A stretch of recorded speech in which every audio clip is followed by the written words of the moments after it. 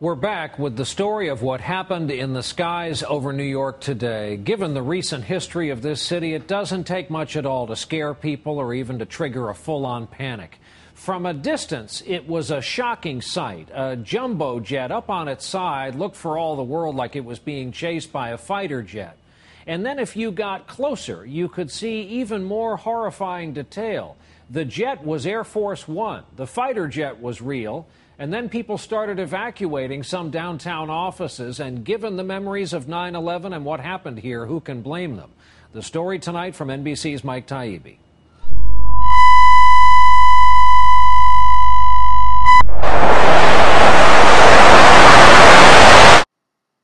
I interrupt this regularly scheduled programming to interject a little critical thinking. Okay, it's painfully obvious that the Pentagon is waging vicious psychological warfare campaigns against the American people. Okay, this fighter jet chasing this passenger airliner right along the same area along the Hudson River, right where 9/11 happened, is nothing more than a 21st century cattle prod. Okay, give up your civil liberties. Do whatever the fatherland wants you to do. It's complete and utter bald-faced, shameless pandering and exploitation of fear. I mean, hasn't the people of New York gone through enough?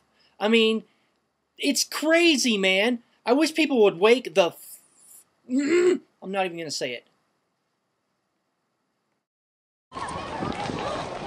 It was cell phone video that would soon go viral. Frightened citizens from lower Manhattan to Jersey City racing away from what they thought was a new disaster.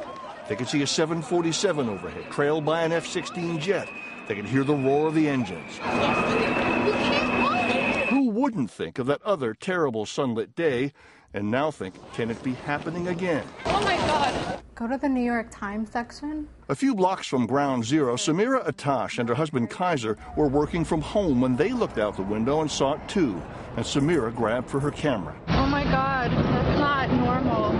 To her eye, and to scores of others who shot still photos, the sight of that low-flying 747 trailed by a fighter jet was either one terrible scenario. I thought it was a hijacking, and I thought at any moment the plane is going to crash in front of our building. Or a different disaster.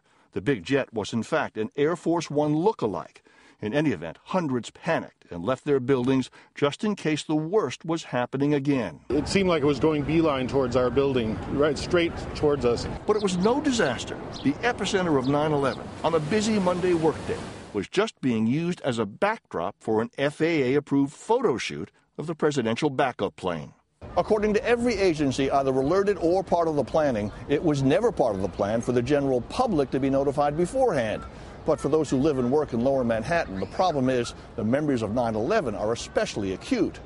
But while the president's press secretary, Robert Gibbs, said he didn't have a clue, I don't know. New York's mayor, Michael Bloomberg, was steaming. First thing is I'm annoyed. Furious is a better word that I wasn't told. And Senator Chuck Schumer called the whole operation outrageous. And really borders on being either cruel or very, very stupid. Late today, a statement from Luis Caldera, director of the White House Military Office, saying it's clear the mission created confusion and disruption. I apologize. Whether New Yorkers will accept the apology, to be determined. Mike Taibbi, NBC News, New York.